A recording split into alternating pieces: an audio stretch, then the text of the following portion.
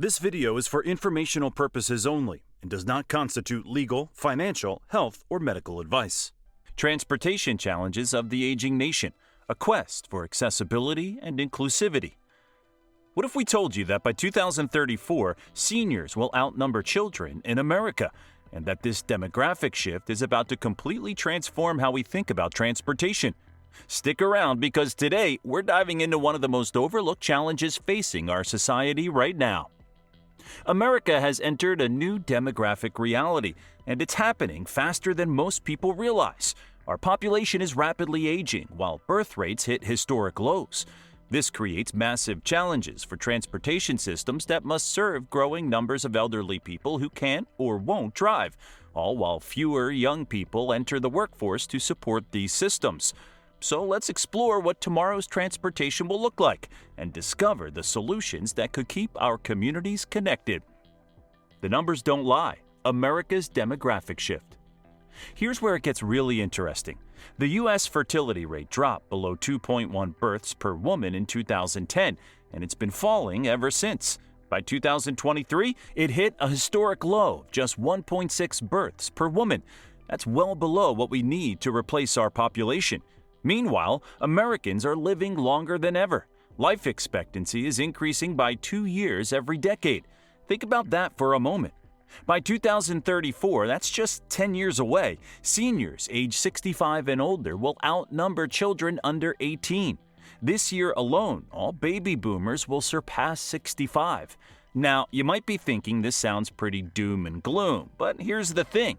This trend is actually expected to make the transportation industry thrive.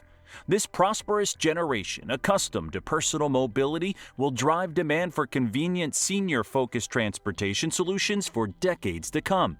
But first, let's talk about the challenges we're facing right now. The real transportation challenges, when getting around becomes a struggle.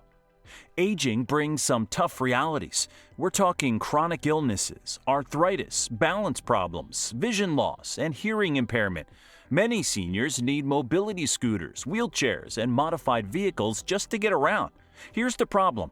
Traditional public transportation often lacks these accommodations.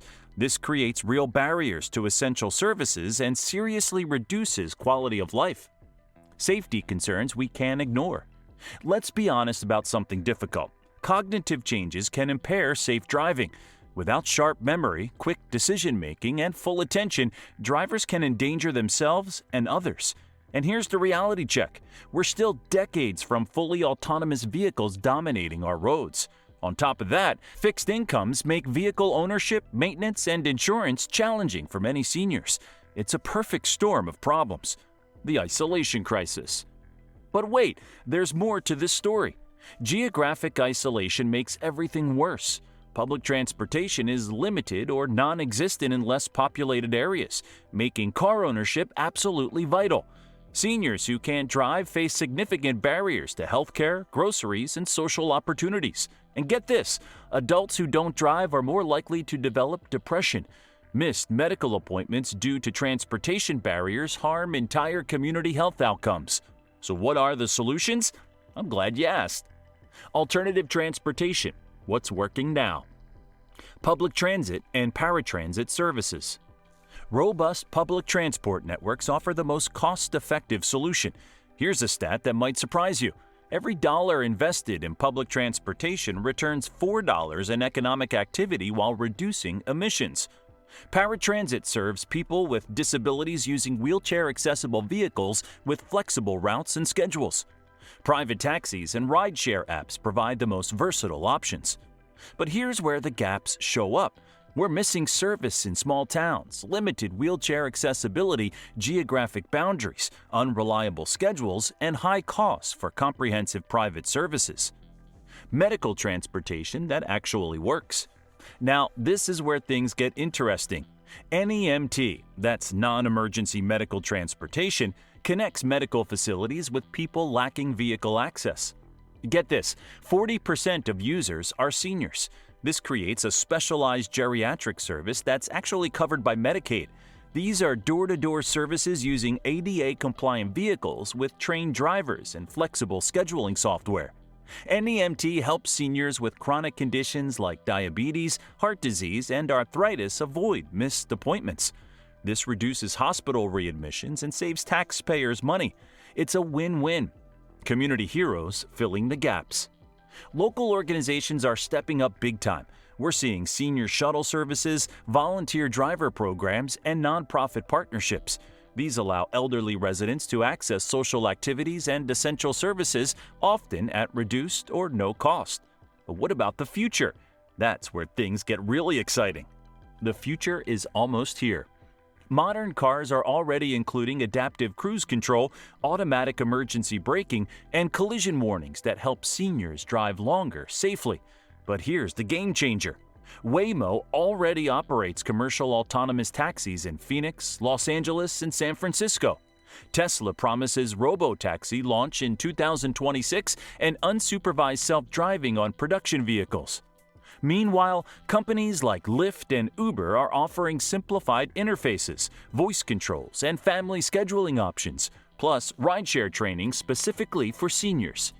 And here's something you might not have thought about: telemedicine. Though not transportation itself, it reduces travel needs by providing remote medical consultations. This is especially valuable for rural residents and those with mobility issues. Smart policies for smart solutions. So what can we actually do about all this? Policymakers can promote mixed-use developments, placing essential services within walking distance. Infrastructure investments should focus on accessible public transit, ramps, lower curbs, more benches, and elevators. Expanding NEMT services with technological solutions while securing additional state and local funding can close existing service gaps. It's all about creating systems that work for everyone. The bottom line: America's aging demographic presents both challenges and opportunities. Growing senior populations and declining birth rates demand rethinking traditional transportation models. Through innovative solutions, community support, and smart policies, we can create an inclusive society that values senior independence and well-being. But here's what I want to know. What do you think will be the biggest game changer for senior transportation? Drop your thoughts in the comments below. If this opened your eyes to America's demographic shift like it did mine, smash that like button and subscribe for more deep dives into the issues shaping our future. And don't forget to share this with someone who might find it interesting. Trust me, this affects all of us. Thanks for watching. I'll see you in the next one.